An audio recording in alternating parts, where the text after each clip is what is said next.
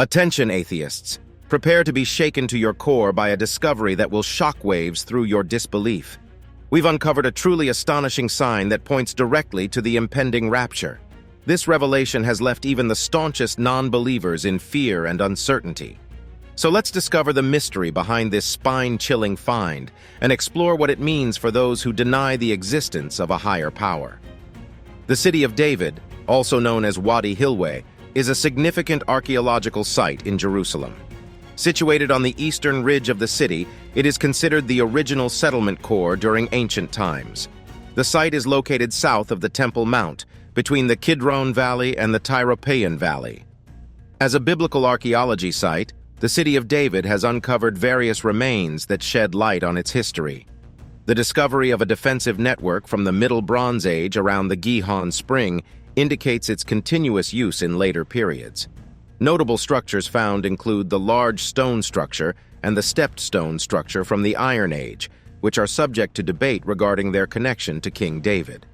The Siloam tunnel, traditionally attributed to Hezekiah, is another significant feature of the site, with recent excavations suggesting an earlier origin. The archaeological site, now part of the Jerusalem Walls National Park, is managed by the Israel Nature and Parks Authority and operated by the I.R. David Foundation. It is located within the Wadi Hilweh area, which is intertwined with the Palestinian neighborhood of Siloam and an Israeli settlement. Discovering the tunnels, wet and dry. Upon entering this archaeological site, there are two tunnel options. The first is the wet tunnel, leading to the Pool of Siloam, while the second is the dry tunnel, an ancient Canaanite passageway. Not far from the entrance, there's a large structure believed by some to be the Palace of David, or perhaps the Fortress of Zion. Its towering columns and grandeur captivate our attention. Jeremiah's mysterious act and the view of Milo. As we continue, there's an intriguing tale of Jeremiah's enigmatic act just before the impending destruction of Jerusalem. From this vantage point, there is Milo, where people are standing, and now it is the path to the tunnels. These tunnels are extraordinary as they provide tangible evidence supporting the veracity of the Bible. Before their discovery and the unearthing of the city of David, the stories within the Bible seemed obscure. David's command to take the city of David, including mentioning a tunnel or pipe, perplexed many. However, the tunnels reveal the Canaanite water tunnels that extended into the city. It is possible that Joab used these tunnels to gain access, leading his army to victory. Such findings emphasize the significance of even the minutest details within the Bible. The pool, next to the tower. Moving forward, there are two buildings. The larger tower conceals a spring beneath it, while the adjacent structure houses a pool. This arrangement aimed to facilitate the gathering of water for the convenience of the city's inhabitants. A historical event of great importance occurred at this site, the anointing of King Solomon. The pool's protection was crucial, which led to the construction of a tower extending from the walls. This tower shielded the ancient water source, the Gihon Spring. Notably, the spring did not flow from the mountaintop, but rose from beneath the surface, necessitating careful engineering.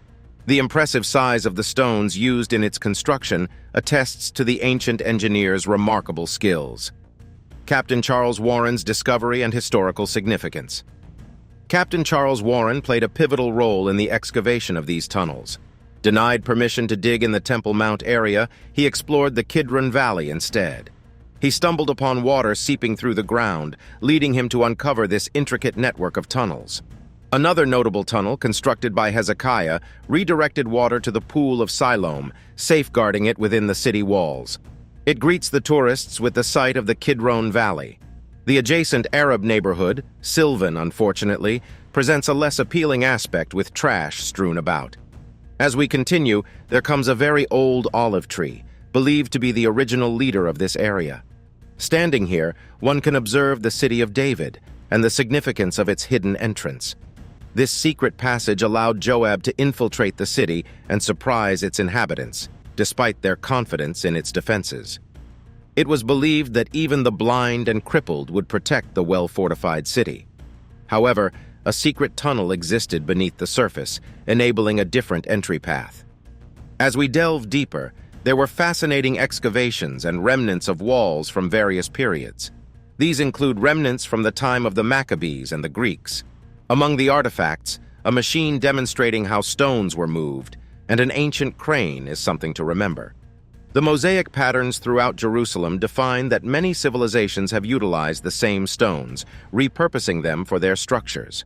Amidst all this, the original walls of the city of David stand tall, showcasing their ancient origin. The burial sites.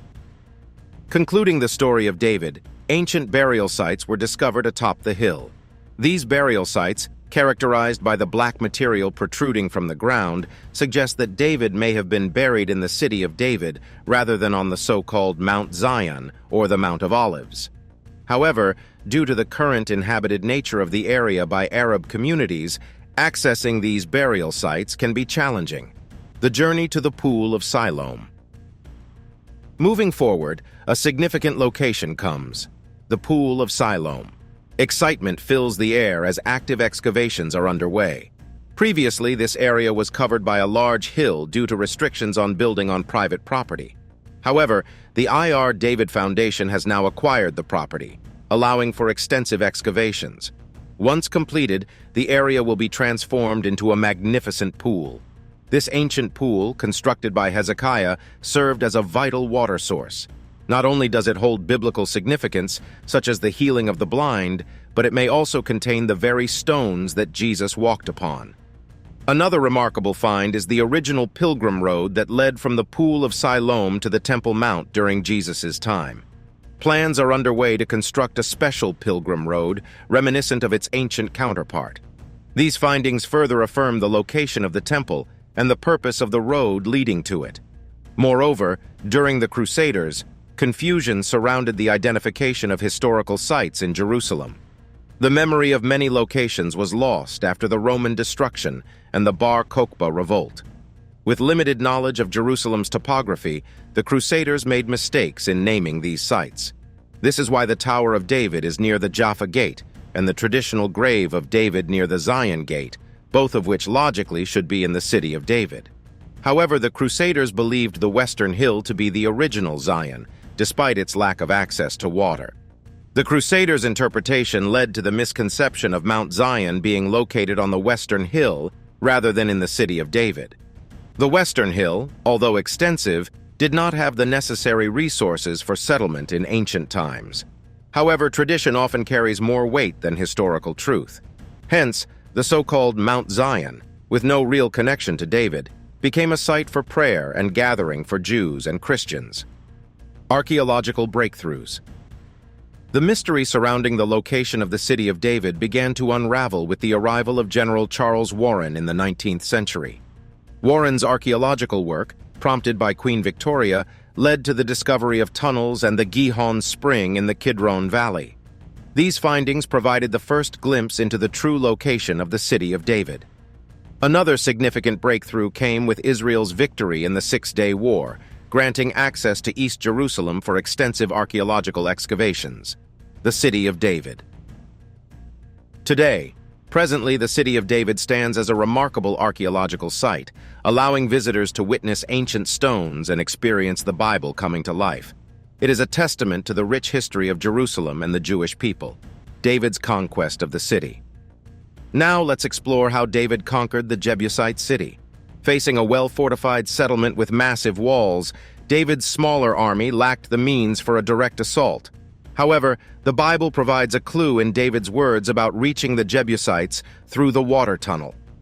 Archaeological evidence, including ancient tunnels discovered by Charles Warren, suggests that a secret passage led through the water channels constructed by the Jebusites. Using this tactic, David's volunteer, Job, entered the city through a hidden entrance, opening the gates for David's victorious capture. After his conquest, David built his palace in the city of David, and the area became the heart of the Jewish people. The remnants of David's palace and the robust foundations in the area prove its historical significance. So what do you think of why atheists are terrified of the city of David? Comment below and subscribe for more such videos.